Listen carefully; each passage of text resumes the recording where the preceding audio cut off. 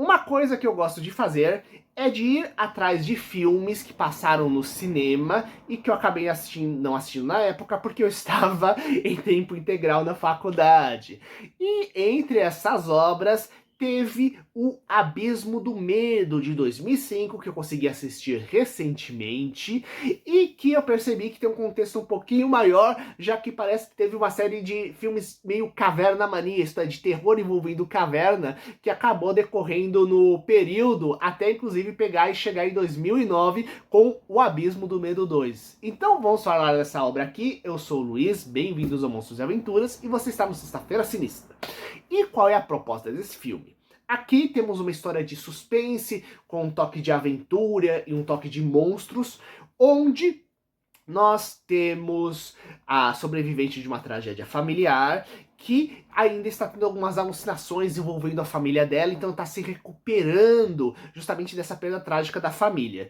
E o que ocorre é que, para ajudar essa recuperação, ela tem um grupo de amigas que elas têm em comum o fato de que tanto ela quanto as amigas adoram esportes radicais.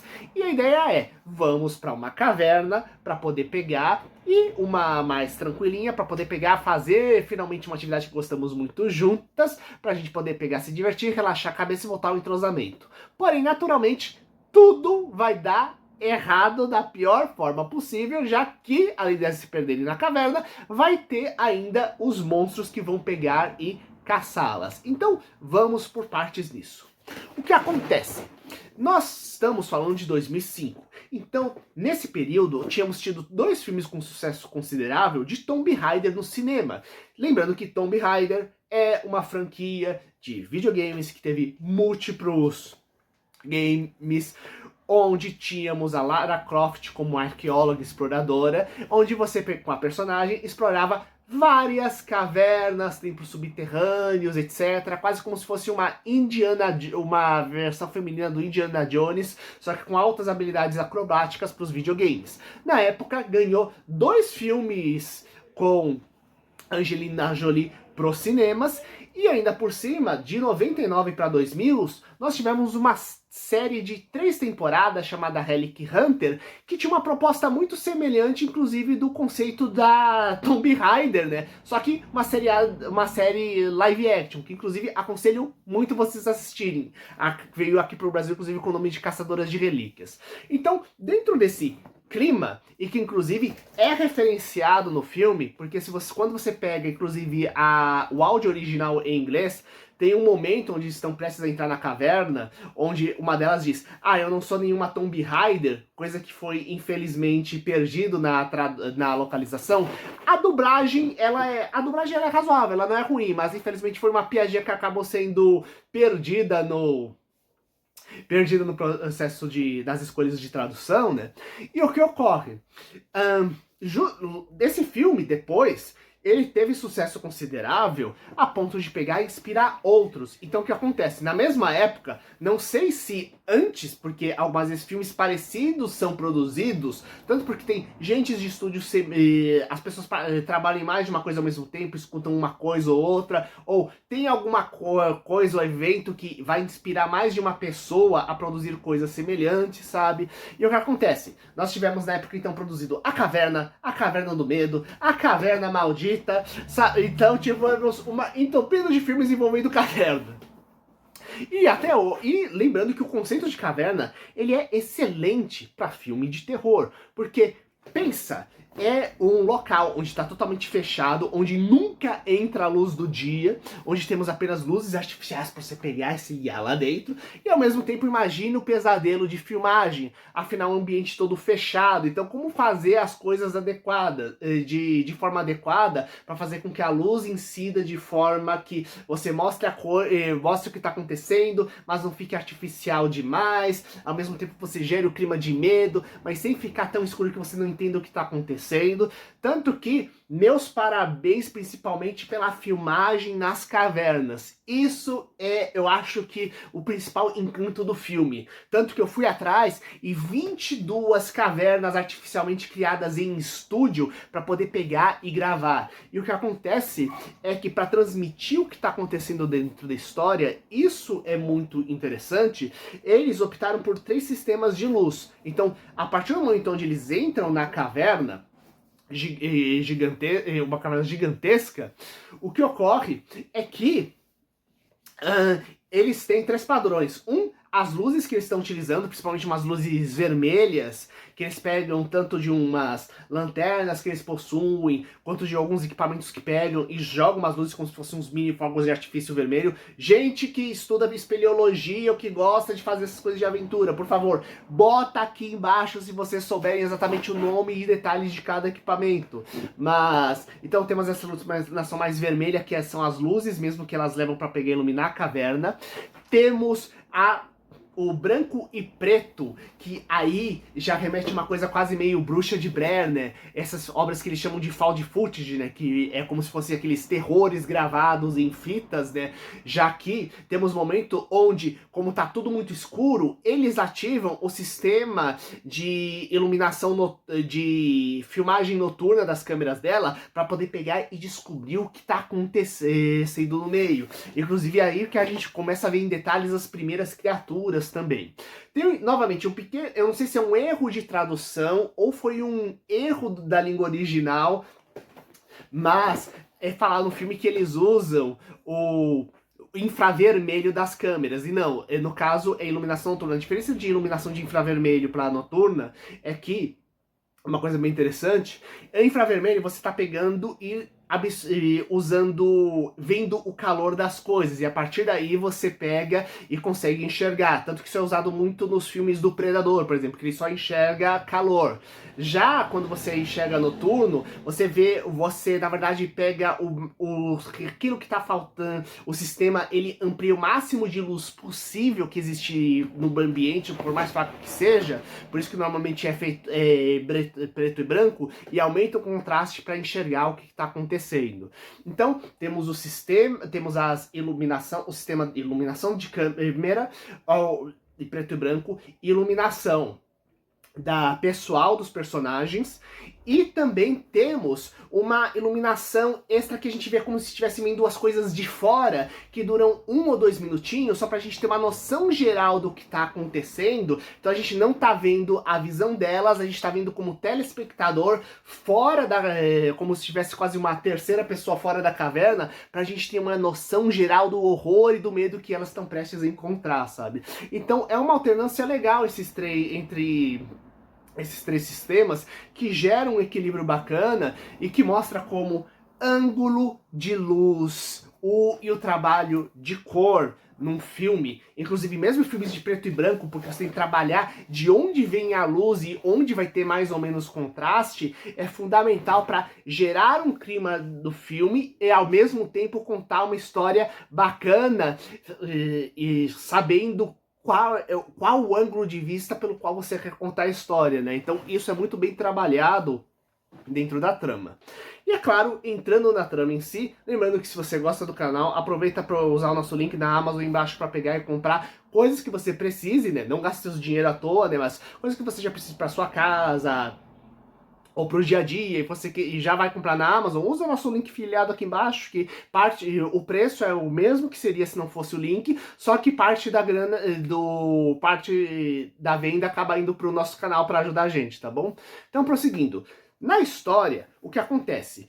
A ideia é que uma das coisas que define a personalidade da protagonista é que ela adora esportes radicais. Então, foi numa atividade dessas que perdeu a família, ela tá com dificuldade inclusive de voltar a fazer essa atividade justamente porque perdeu, né, a família, na verdade, dificuldade de fazer qualquer coisa.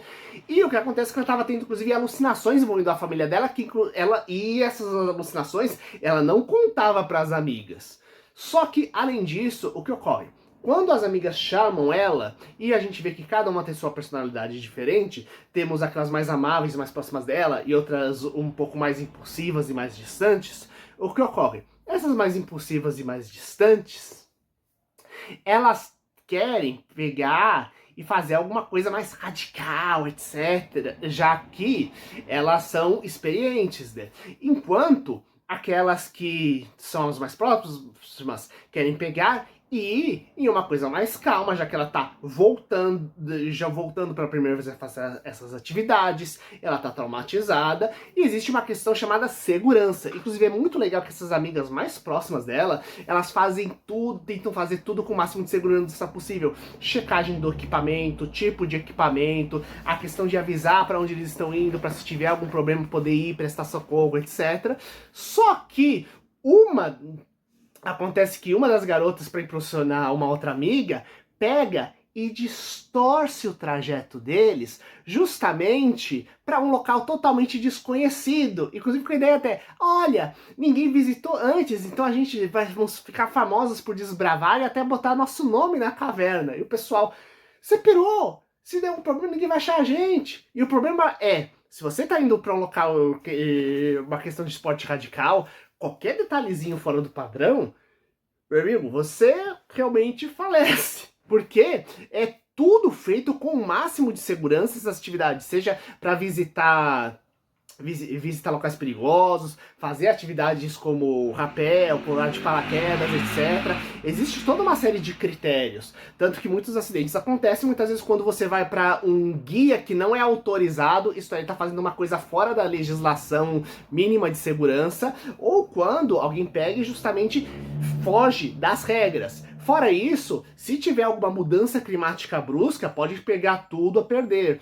Então, é bem interessante, justamente como essa que é a mais impulsiva das personagens, essa impulsividade cresce ao longo da história, inclusive ao longo dessa história é a pessoa mais violenta possível à medida que começam a pegar e ter os monstros lá dentro. Então, mesmo se não tivesse essa questão dos monstros, já tem todo o perigo para você pegar e sair de uma caverna. Inclusive, para quem gosta dessa questão de mais desastres de sobrevivência e gostaria de ver uma coisa interessante do tipo, uma dica é o filme Inferno na Montanha, que fala justamente sobre uma obra que está sendo construída numa montanha, só que está tendo uns fenômenos naturais que estão pegando e afetando a construção da obra, até finalmente ter um desabamento que soterra parte das pessoas lá dentro, e ao mesmo tempo que a equipe de resgate tem que libertar o pessoal que está lá de dentro, eles têm que dar um jeito de salvar, de evitar que novas catástrofes ocorram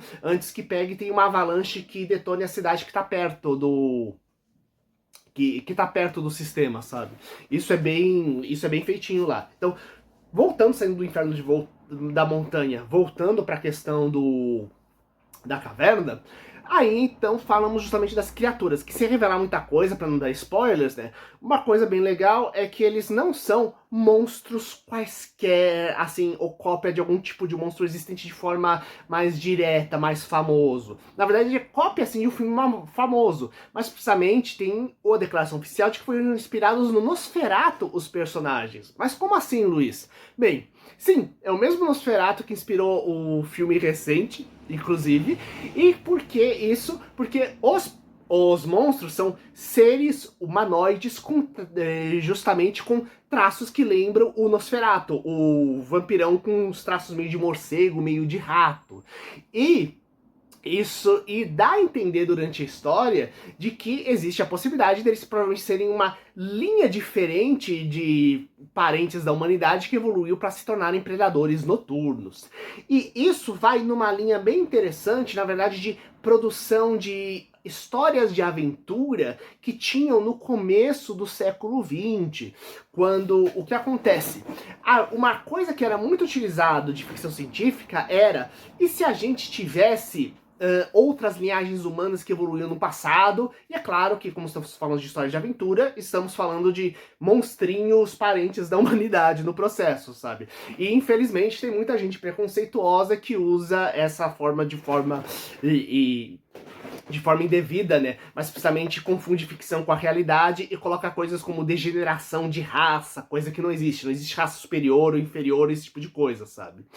Então, a ideia, aquilo que era muito utilizado nesse tipo de ficção era o conceito, e quem usava muito justamente era o Roger E. Howard, que é justamente o criador do Conan o Bárbaro. Então tínhamos muito a ideia, tipo, tivemos algumas grandes civilizações no passado, de algum povo anterior à humanidade, porém o pessoal se caiu em guerras e também usou muito a feitiçaria das trevas, então por causa disso eles começaram a ficar selvagens e deformados pela magia e pela seleção do mais cruel nessas guerras contínuas, se tornaram criaturas ferais e deformadas, sabe? Então tem muitas histórias do Conan o Bárbaro que pegam e utilizam isso daí, inclusive com uma raça de macacos voadores, pra vocês terem ideia, sabe?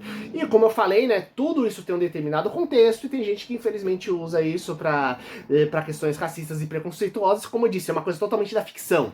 Inclusive, essa questão da ficção é interessante no conceito de que um dos grandes precursores dessa linha é o H.G. Wells, o cara que criou algumas das grandes bases da ficção científica atual. O Homem Invisível, clássico que ganhou trocentas releituras, Guerra dos Monstros, que é a primeira invasão alienígena da forma como a gente conhece, inclusive primeira grande invasão marciana do jeito que a gente conhece, e o que acontece? Em sua obra A Máquina do Tempo, que é considerada, como eu disse, né, sempre existem alguns autores menores da época que a gente não conhece, mas a obra A Máquina do Tempo do H.G. Wells é considerada a primeira a utilizar viagem no tempo usando um conceito científico. Mas precisamente lá é que ele cria o conceito do tempo como quarta dimensão.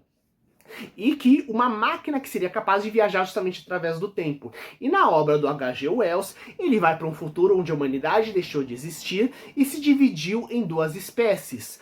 Uma da superfície, que é extremamente frágil e delicada, que lembra inclusive quase como se fossem presas eternamente na fase de criancinhas, e outra que é uma espécie predadora, selvagem, que vive no subterrâneo e que caça justamente esses daí. Então, os mais fraquinhos são os Eloys, os mais sombrios são os Morlock, inclusive com o nome Morlock sendo utilizado em diversas outras obras, como por exemplo nos X-Men, né? Gerando alta influência até os tempos atuais. E o que acontece quando ele criou essa obra, ele queria mostrar como as diferenças de classes e as lutas de classe e as diferentes situações de trabalho condicionadas às pessoas estavam deformando e detonando as pessoas de várias diversas formas. Era uma alegoria aos problemas sociais que estavam ocorrendo dentro daquela época. E a partir daí, muitas obras foram se inspirando no material do H.G. Wells ou se inspirando em materiais que se inspiraram no H.G. Wells, isso é de forma indireta, criando assim as suas próprias linhas. Então, é interessante quando a gente pega justamente uma obra moderna de 2005, usando justamente uma releitura desse conceito. E que inclusive foi usado por depois, alguns anos depois, quando tivemos a mania dos sereianos, isto é, não sei se vocês se recordam, nós tivemos há uma década atrás a mania de histórias falsas sobre a existência de sereias, como se fossem falsos documentários mostrando a existência de sereias. E muitos desses falsos documentários, que, como eu disse, eram histórias de ficção para você pegar e se divertir, eles mostrando as sereias, na verdade, como um ramo evolutivo da humanidade, já que como a água foi muito importante pra gente, inclusive como fonte de nutrientes, né, como teria uma espécie evoluído especificamente para viver na água e se especializando em águas cada vez mais profundas até sobreviver nas regiões do abismo. Inclusive, falando em abismo, só para mostrar como a tradução do título brasileiro foi muito bem pensada, o que acontece? The Descent, a descida, seria mais ou menos o título original. Abismo do Medo faz todo sentido, não apenas porque é um local onde você sente medo, mas existe um conceito geológico do abismo. O que é um abismo? É quando você tem justamente uma abertura na vertical, uma abertura na vertical que ela passa dos 20 metros de comprimento. Então, o conceito geológico está correto. Então, realmente, eles estão em um abismo onde está ocorrendo as coisas cada vez mais macabras que acontecem, justamente toda essa questão da luta de sobrevivência. Então, temos tanto a questão das meninas se degradando cada vez mais lá dentro por causa da situação horrível onde uma delas colocou elas, e ainda por cima as alucinações da protagonista, fazendo até você ter em dúvida até onde ocorreu certos combates com as outras criaturas e até onde tem coisa que está sendo criada ou não pela cabeça dela, né? Tanto que você fica na dúvida do final se o que aconteceu de verdade ou não, e teoricamente o filme 2 que pega e mostra que, então, né, se ela saiu ou não da caverna. Então, gente, esperamos que tenham gostado. Falem de outros filmes interessantes de caverna que vocês gostam. Compartilhem com seus amigos. Até o próximo vídeo. Falou!